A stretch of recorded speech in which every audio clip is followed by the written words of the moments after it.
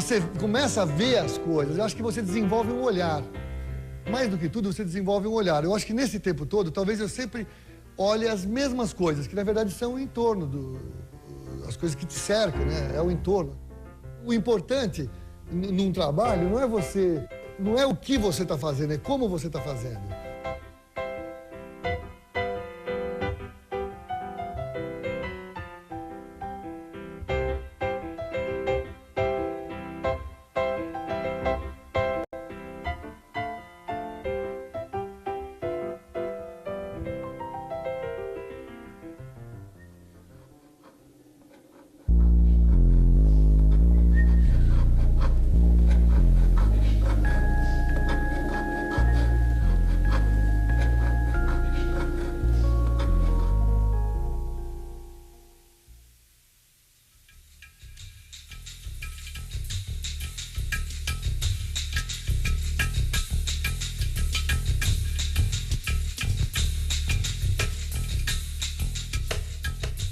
Eu fazia arquitetura de manhã, trabalhava à tarde no escritório de arquitetura e à noite eu tocava no paddock, quando o paddock era bom, assim.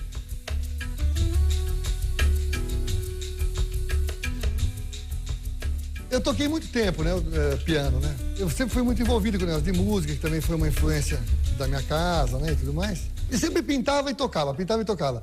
Até que um dia teve uma briga, assim, no conjunto que a gente tinha, tocava até o Liminha, era o guitarrista do conjunto. Eu tive o Liminha no aeroporto, nós dois ficamos sem cabelo. A gente estava esperando o ônibus, eu tinha 17 anos, assim, e o cara que tocava contrabaixo, o Sérgio. E ele virou para mim e falou assim, olha, se eu desenhasse que nem você, eu não tocava mais. E assim, essa frase solta, eu falei, não vou mais ficar brigando com ninguém, né? E aí eu resolvi fazer arquitetura, porque desenhava, tinha fotografia, tinha um montão de coisas, assim, uns cursos legais, tinha uns professores muito legais, assim, isso que acho que é determinante. Aí eu conheci o Maurício Nogueira Lima, que infelizmente não está mais aqui, mas que era um cara muito legal, sabe? O Birajara Ribeiro. E eu sempre tive uns ídolos, assim, o Aldemir Martins, quando eu era moleque, desenhava muito peixe, cangaceiro, assim. Eu aprendi muito, muito, muito vendo os outros trabalharem. O Darcy Penteado, que é um cara que é muito esquecido, mas era um cara super importante, assim. E aí eu me aproximei dessas pessoas, comecei a participar de salões e tudo mais, e foi isso.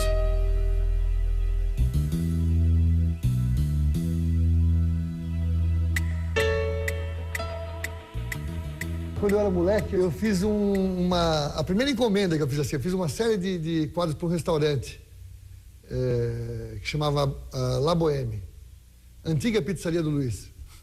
Aí foi muito engraçado, eu acredito muito nessas coisas assim. Eu estava falando que para você ser artista, você tem que ter muita determinação, muita força, assim, né? Porque é uma coisa super solitária, né? Se você não tiver um norte, assim, que você acredite naquilo, assim, você está perdido. Aí no Cine Biju, bicho, naquela semana, estava passando o filme da peça La Boheme. Eu lembro que eu fui no Cine Biju, o cara abriu para mim um negócio onde tinha as fotos, antigamente tinha uns negócios legais, lembra que eram umas vitrininhas, assim, com as fotos do filme, o cara me emprestou as fotos, eu fiz fotocópia, porque não tinha xerox, né? Era tudo a vapor, né? Aí fiz fotocópia lá, e aí fiz uns desenhinhos, tudo, me dei bem. O Milton Mesquita tem trabalhado sempre com coisas próximas do seu universo. E todos os grandes artistas em toda a história da arte trabalharam sempre com as coisas próximas. E quando o artista tem essa preocupação, a sua obra deixa de ser brasileira, paulista ou latino-americana e passa a ganhar uma dimensão internacional. Quer dizer, o universal é dado e só é conseguido quando você trabalha primeiramente com o particular, com o que está mais perto. E quando o artista tem esse desprendimento e registra isso de uma forma simbólica, como é o caso do Milton Mesquita, em qualquer lugar do mundo a obra dele vai ser lida como obra de arte, independente de ser São Paulo, de ser Nova York, de ser uma cidadezinha do interior.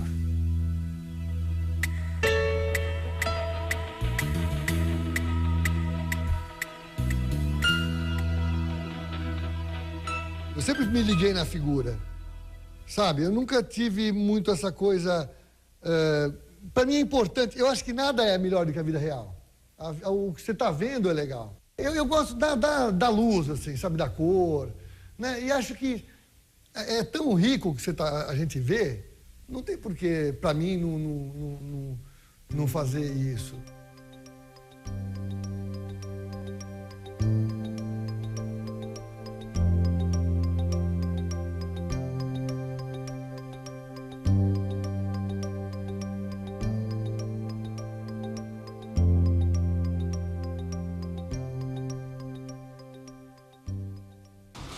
Aqui é o mesmo viaduto, sabe? Uma coisa mais composta, né? Na verdade, é quase construtivo esse trabalho, se você olhar, né? Sabe, ele tem uma composição rígida, definida, poucas passagens de fundo e frente.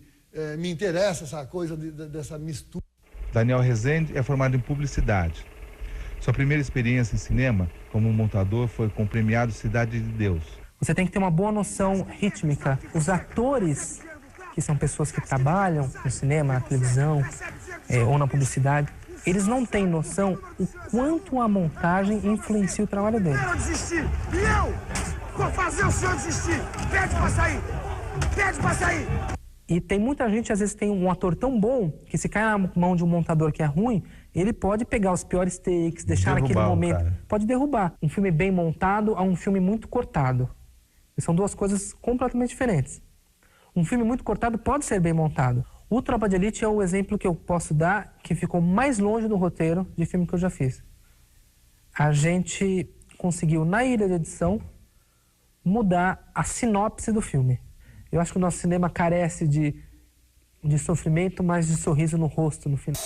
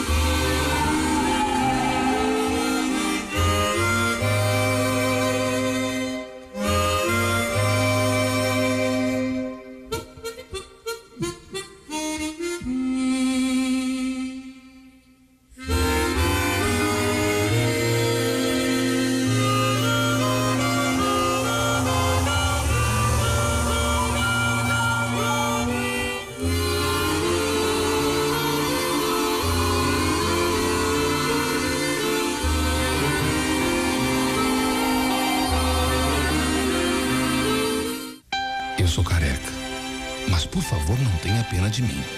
A minha careca não veio com a idade, mas com a doença. Talvez por ter ficado careca também fiquei mais sábio. Como se perdendo os cabelos me fizesse pensar melhor. Assim como os velhos, depois de muitos anos. Assim como os que têm câncer, depois de poucos meses. Hope, nossa esperança é você.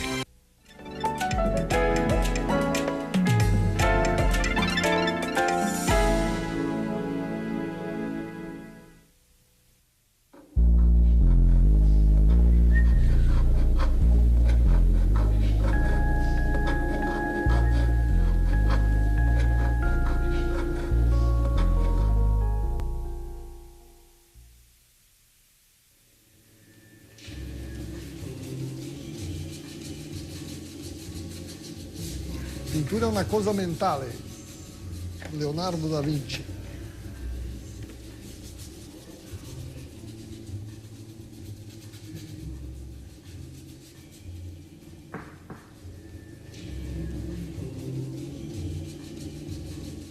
Apesar de o tempo todo ele estar trabalhando com uma técnica convencional, secular, que é a pintura de cavalete, ele incorpora o tempo todo ele incorpora as tecnologias.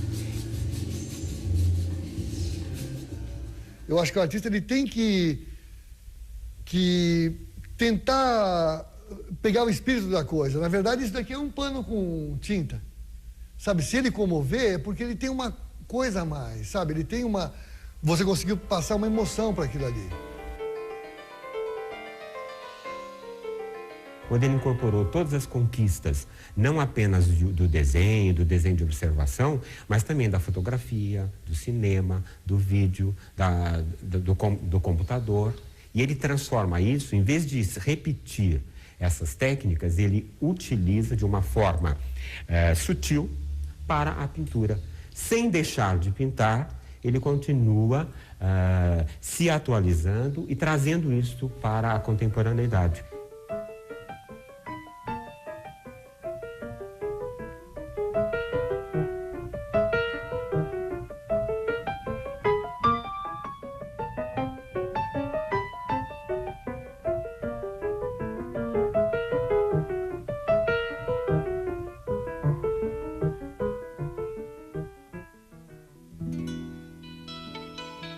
Esses quadros da Paulista, por exemplo, esses dois são, na verdade, eu quis fazer nessa exposição a mesma imagem com duas leituras, assim, porque não é, como eu reforço, né, não é a imagem que vai segurar a onda, é a tua solução, né?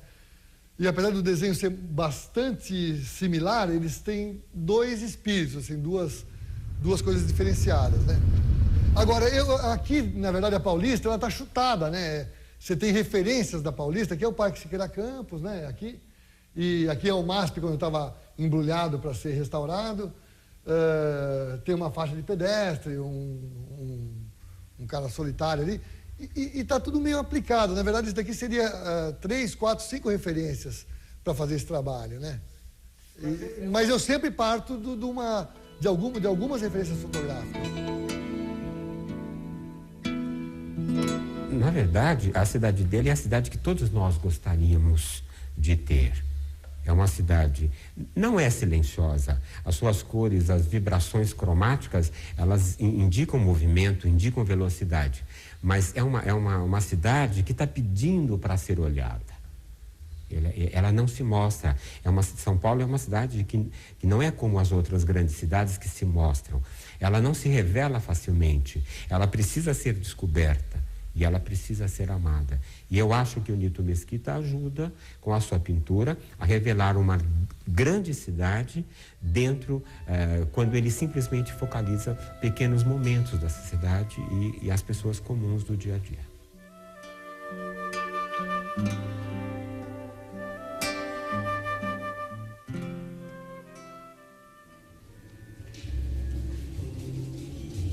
Por exemplo, se você olhar esse quadro de longe, ele é bem fotográfico.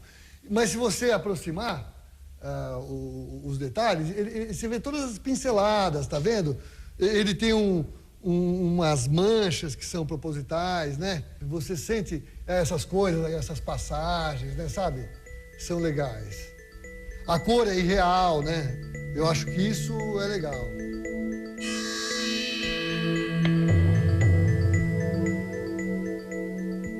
Isso daqui é uma vista do Santa Ifigênia, isso daqui está aplicado, tá vendo? Eu acho que o clima que é importante, né? Essa coisa da solidão, da cidade. Por mais que hoje em dia a gente tenha uma cidade enorme, com muita gente, as pessoas estão sempre sozinhas.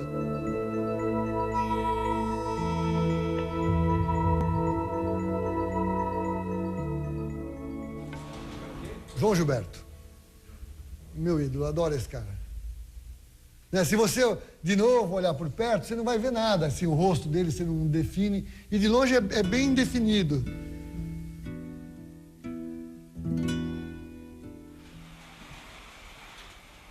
Isso é um exemplo legal, acho.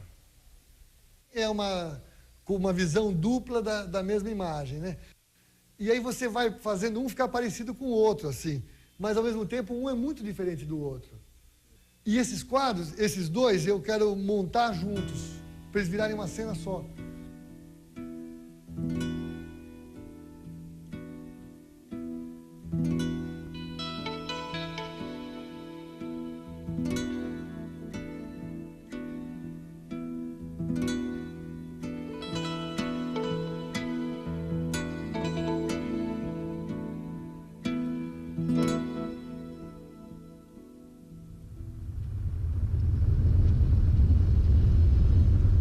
quando você pinta, você tem muito tempo para pensar.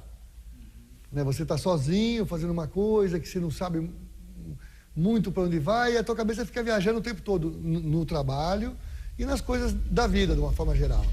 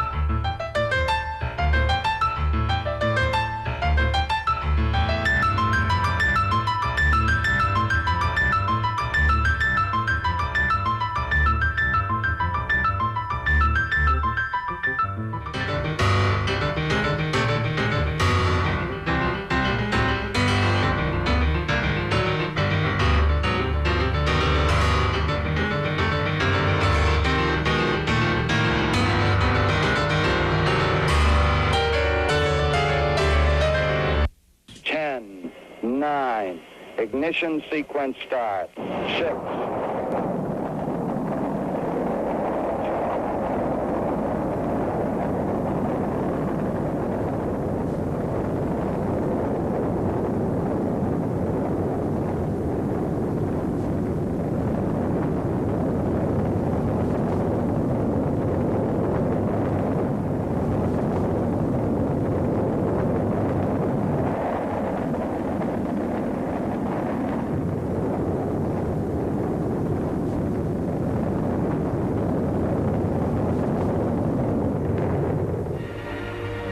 Tranquility Base here.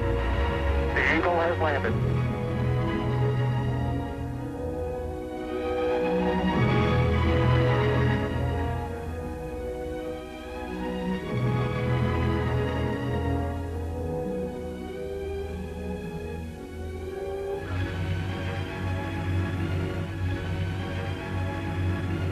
Step off the limb.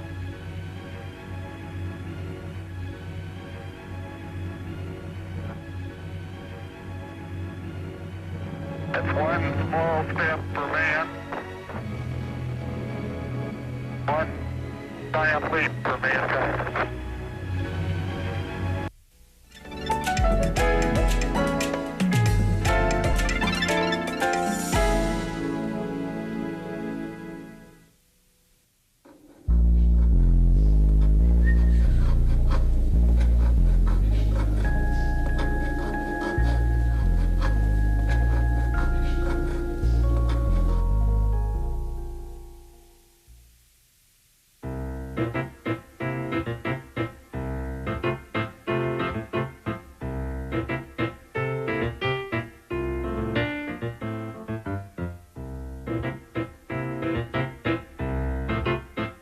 Vamos pintar e vamos tomar água.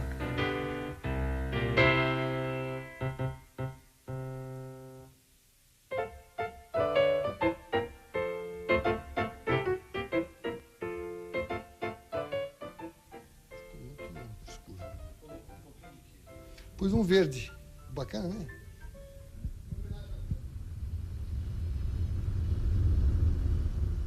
Eu estou usando esse azul porque ele é bem transparente. Então eu não vou perder muito essa marcação que eu fiz embaixo. E eu quero fazer bem ralinho para ele secar também rapidinho.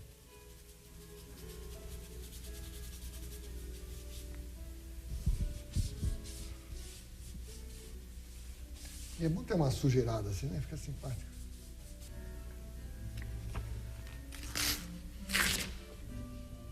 Vamos usar essa referência aqui, tá vendo? Não é legal?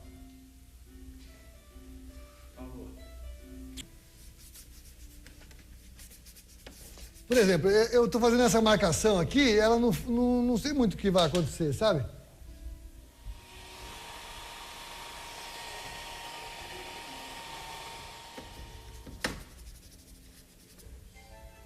E é legal se contar com essas coisas do acaso, assim, no quadro, sabe?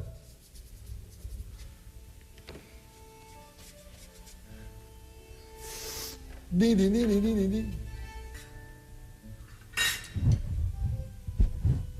Hey Jude. Isso é o quê? Branco de titânio, que não é transparente. Esse daqui é branco de zinco, que é transparente. A partir do impressionismo, a partir das conquistas do Niepce, né, da fotografia, e os impressionistas foram os primeiros artistas que perceberam isso, a fotografia passa a ter uma importância muito grande na pintura. Nós não teríamos o impressionismo se não tivesse acontecido a fotografia. E os grandes artistas perceberam isso, e não só no Brasil, todos os grandes artistas. E, no começo, as tomadas são de planos menores, próprios, até a própria fotografia conseguia isso. Com a chegada do cinema, os planos vão se ampliando panoramicamente. E eu acho que o artista percorre também esse caminho. E hoje as suas tomadas são muito mais amplas, quase que não mais flashes menores, grandes panorâmicas, é quase uma visão cinematográfica.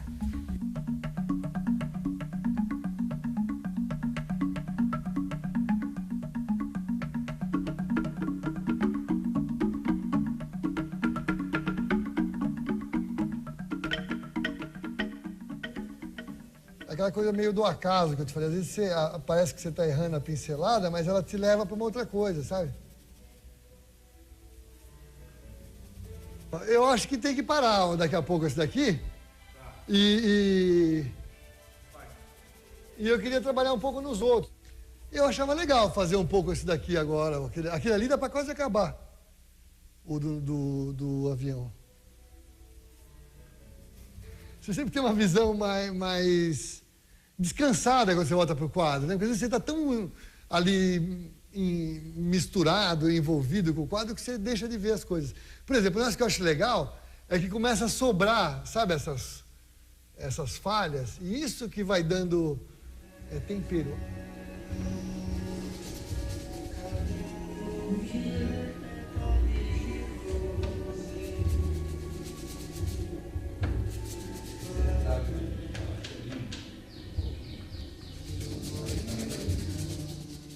É um prazer, né? É prazeroso, sabe? Eu acho que é um privilégio absurdo você viver da coisa que te dá mais prazer, sabe?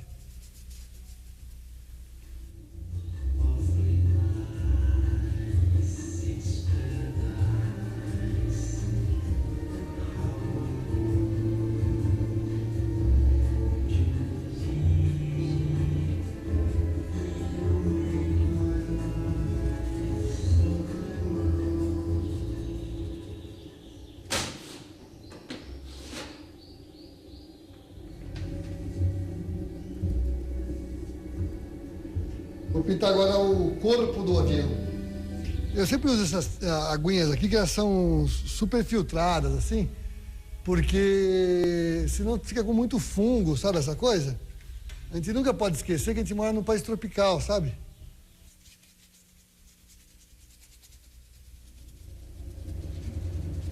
Olha, olha. Avião. Barbosa.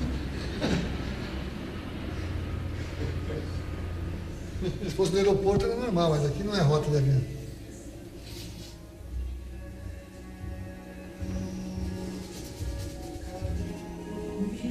Eu acho que o artista, quando ele põe menos, ele diz mais. Então eu acho que isso está dentro também de conceitos da arte, em especial das últimas décadas. Porque ele tem que deixar o espectador completar. A pintura hoje não é mais literária, não é discursiva. É uma pintura de descoberta, de revelação e de emoção. Primeiro do artista, depois do espectador.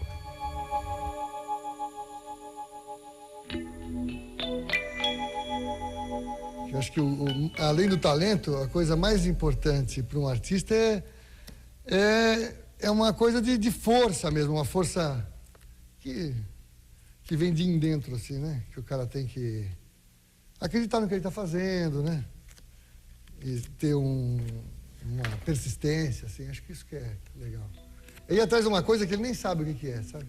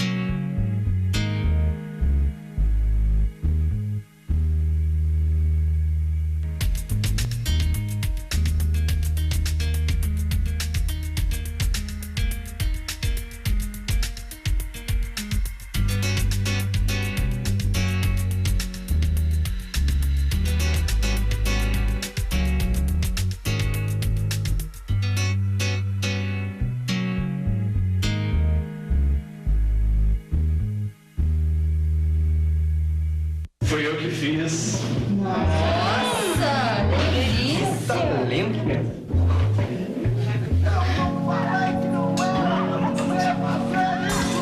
Cerca de 10 mulheres morrem por dia no Brasil vítimas da violência do próprio parceiro. Mas agora... Pode. Até quando você vai ignorar? Basta. Violência contra a mulher não tem desculpa. Tem lei. Eu gostava de desenhar. Eu lembro quando eu era menino, eu começava a desenhar com o dedo assim no ar.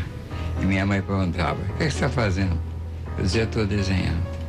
De modo que foi o desenho que me levou para a arquitetura.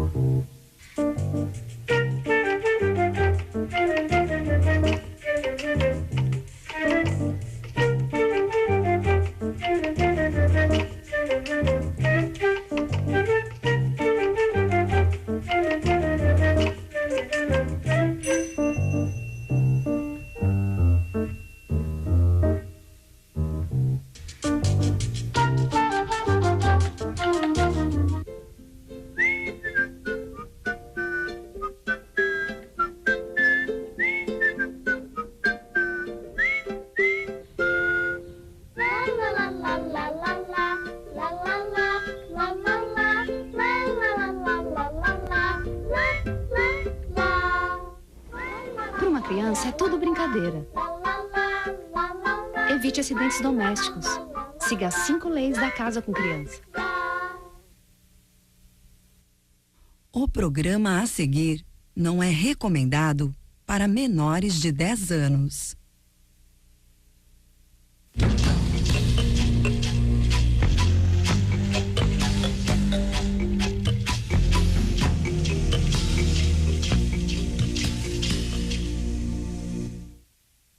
Sempre a minha tentativa, assim, foi um pouco escapar do cotidiano, assim.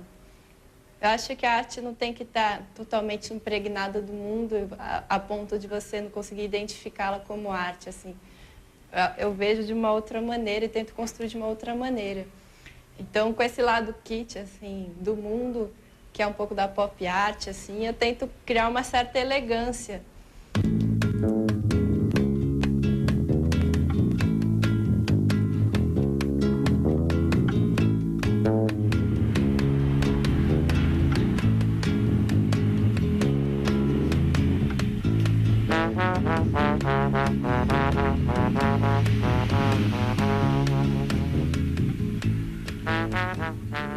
Na verdade, eu não consigo dizer exatamente quando eu comecei, porque eu sempre gostei de pintar, desde criança. A minha primeira mesada semanada eu gastei em papelaria comprando tinta. Sempre tive muito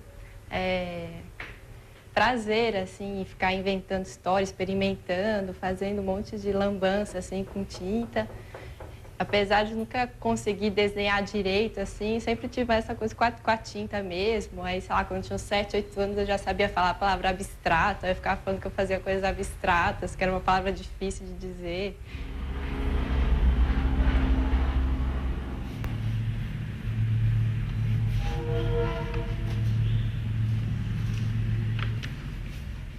Eu fiz faculdade de artes plásticas na Unesp, mas muito mais importante que a faculdade foram os vários cursos e a